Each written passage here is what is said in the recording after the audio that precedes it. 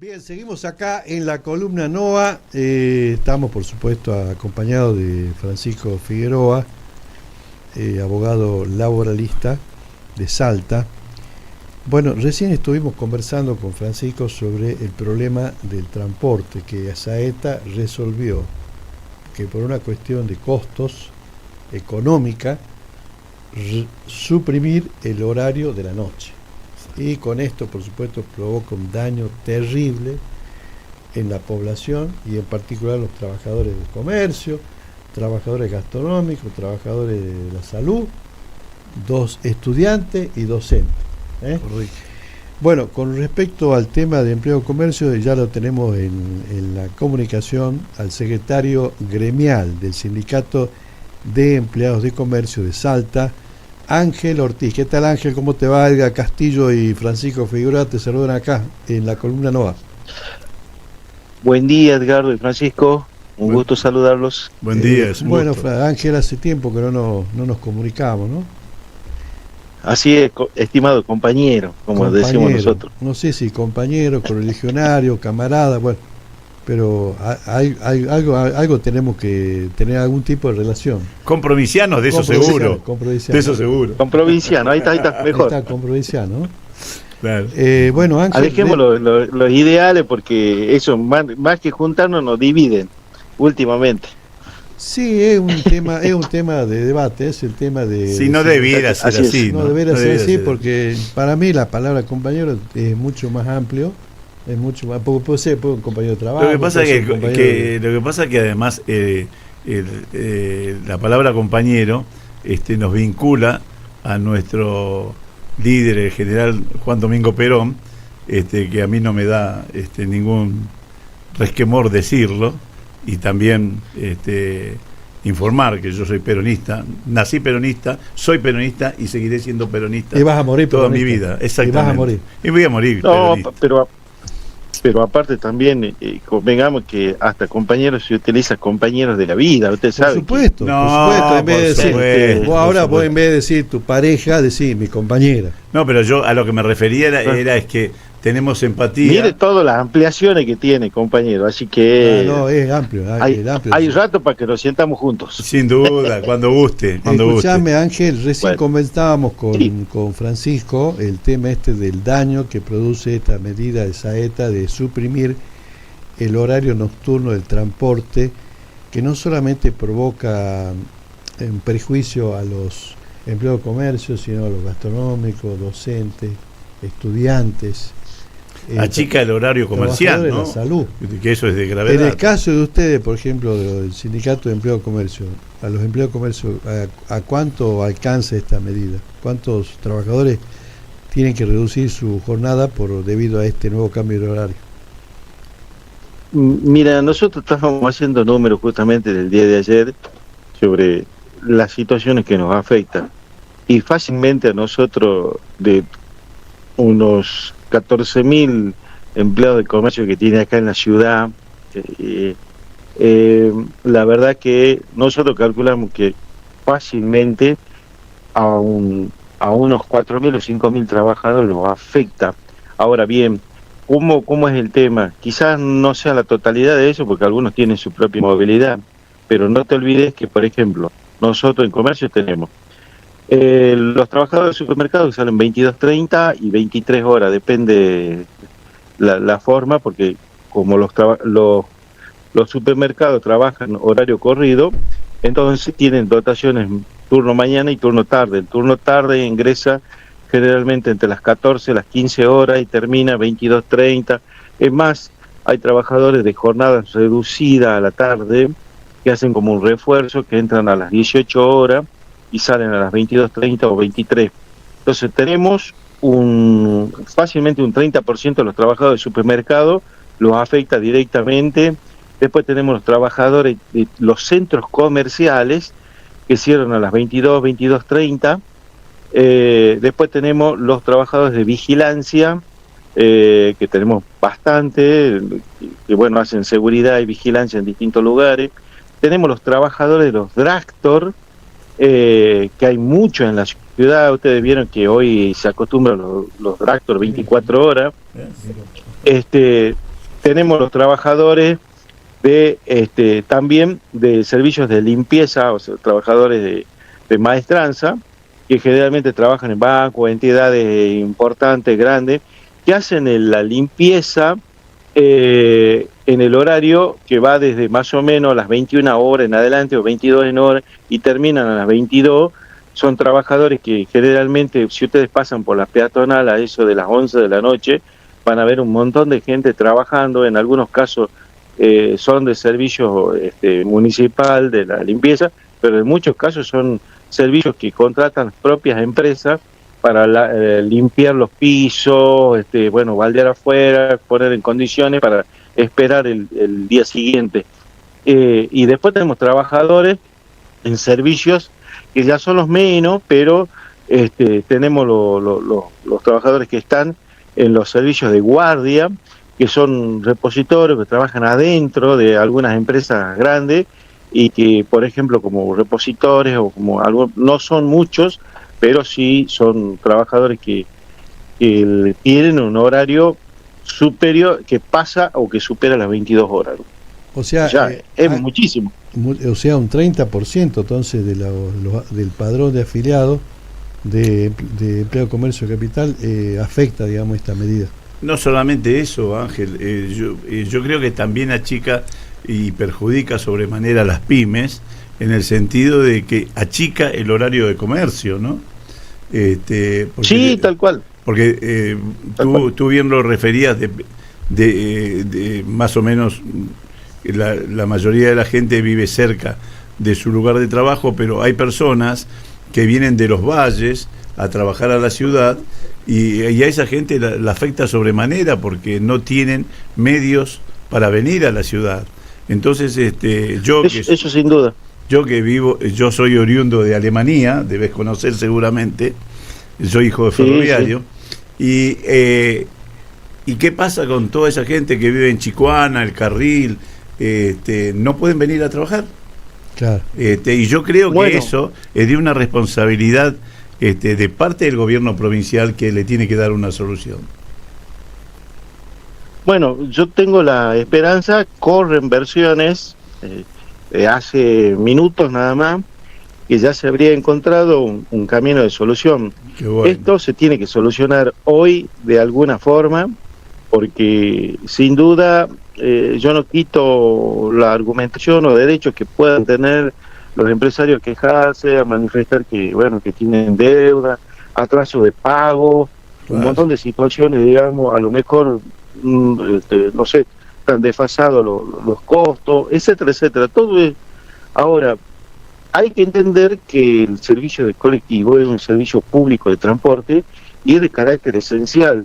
Entonces me parece que de la forma que utilizaron los empresarios para hacer sentir su reclamo, me parece que no ha sido responsable, me parece que fue una mala decisión, y la verdad que también esto les sirve porque en muchos medios se ha manifestado que hay bastante oscuridad sobre los números que se manejan para el otorgamiento de subsidio o el valor del boleto. Se ha puesto en discusión en estos días todo eso, y yo creo que hay que llevar a un trabajo sensato, con racionalidad, y que las empresas también puedan mostrar que están reclamando con razón y con argumentos, pero eso no les da derecho a suspender un servicio esencial. Eso me parece que ha sido algo que como que se le ha escapado de las manos a los que tomaron la decisión de tomar esa medida y ese corte. Y aparte sin la debida difusión y sin la debida antelación, que podría haber, no haber perjudicado a tanta gente. Totalmente de acuerdo contigo. Totalmente contigo. Yo, pensando en las soluciones, ¿no? Y esta es una pregunta. ¿Esto no se solucionaría de alguna manera si tanto dice el Estado provincial que carece del dinero suficiente para solucionar algunos problemas, como no solamente el transporte, como el de la salud y otros esenciales? ¿Por qué no se privatiza directamente y listo? Y entonces de esa manera vamos a lograr, por ejemplo, que en el Mollar, que es un lugar donde no hay, saeta no entra, por distintos motivos, porque los caminos no están apropiados para la circulación de colectivos, esa gente que está totalmente aislada, tenga también la posibilidad de ir al menos al médico. Claro. Efectivamente. Bueno, yo la verdad que ahí tengo una posición bien tomada, no sé si indudablemente ideológica. ¿Cuál es tu posición no lo puedo con esconder. respecto a eso? ¿Cuál es tu postura? Yo creo que los servicios básicos y justamente de carácter esencial, el Estado no puede desatenderse y dejar a la libre demanda, oferta y demanda. Claro. Yo creo que comparto con usted la preocupación de esta gente del Mollar, que conozco, digamos, esa zona. También comparto que se debe hacer algo o pasar, porque hay gente que va a trabajar en esa zona, ya hay algunos lugares gastronómicos por esa zona, se necesita, digamos, conozco un poquito ahí de esa situación, y creo que es responsabilidad principalmente del Estado, porque cuando aparece la oferta y la demanda, tiene que haber, en primero, una buena demanda para que la oferta sea rentable. Claro. Y cuando desaparece la rentabilidad, no existe la responsabilidad social empresaria que se denomina, ¿no? Claro. Eso ahora, compartimos el mismo criterio, aunque no seamos compañeros. Capaz que después pasará, capaz también en algún momento. Por ahí quizás yo estoy en su mismo camino, ¿no? Se va a encontrar el mismo camino. Y la realidad es que queremos lo mismo, que la provincia de Salta sea un lugar no solamente de ensueño por sus cerros, sino también porque tenemos una comunidad justa, equitativa y soberana. Vos sabés que, Ángel... No, y principalmente que sea lo que por ahí se dice y que creo que es lo que nos debe ocupar a trabajar, que sea una tierra de oportunidades para claro, todos. Exactamente. Casualmente, con respecto a este tema, este cuadro de situación en la provincia, yo mencionaba en el editorial de hoy que en Salta se han perdido, por ejemplo, en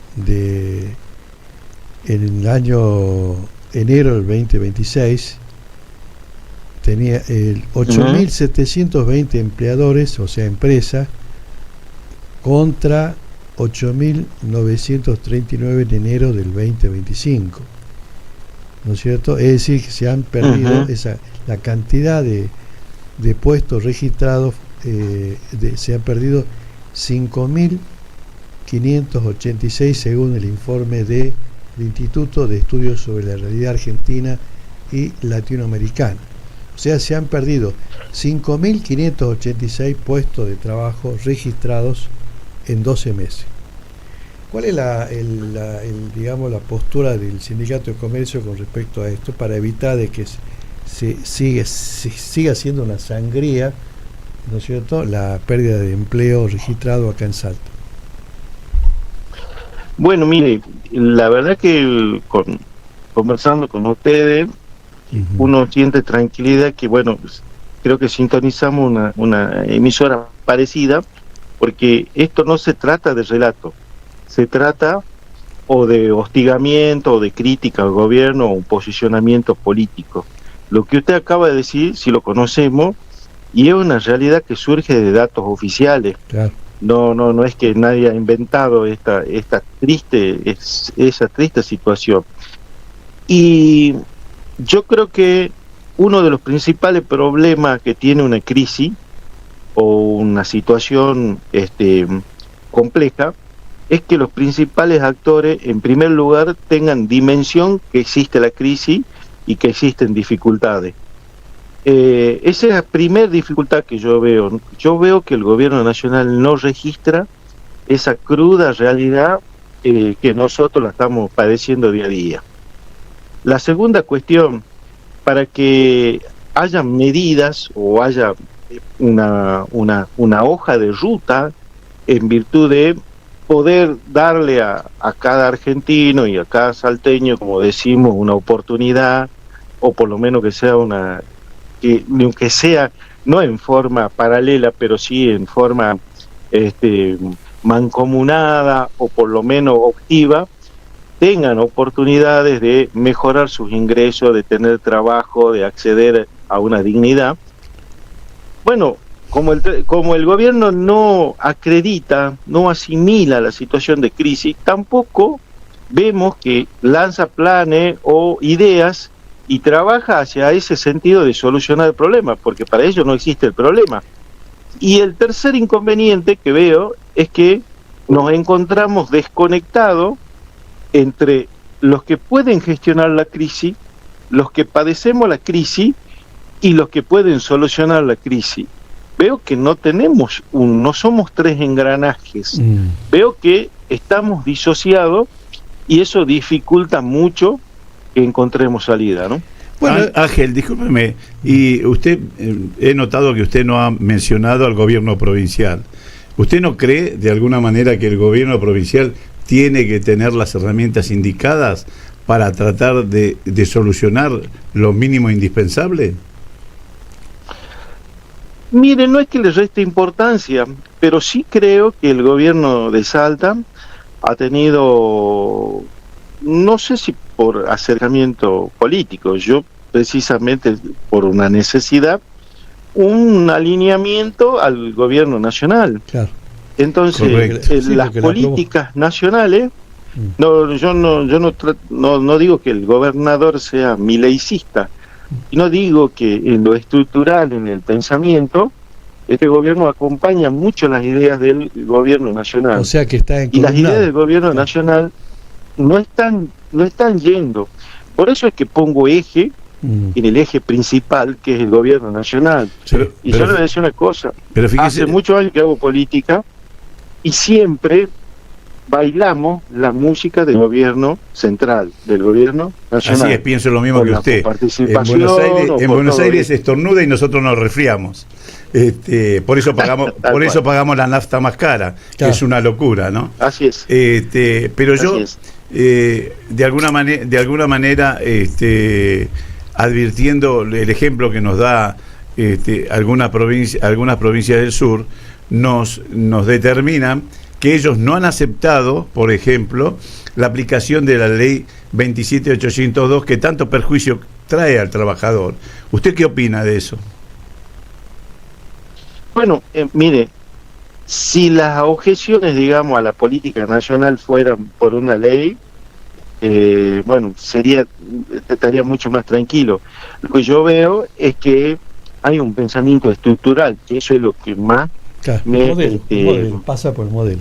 El modelo, justamente, que es lo que más me preocupa, porque por ahí puede tener algunos desajustes, algunos sectores, podemos decir, más o menos, pero para mí pasa por el modelo. Por el modelo es lo que yo dije en el editorial, que este modelo neoliberal ya fracasó, hace agua por todos lados. Así es. Pero algunos, como dije yo, se animan a balbucear que hay que esperar.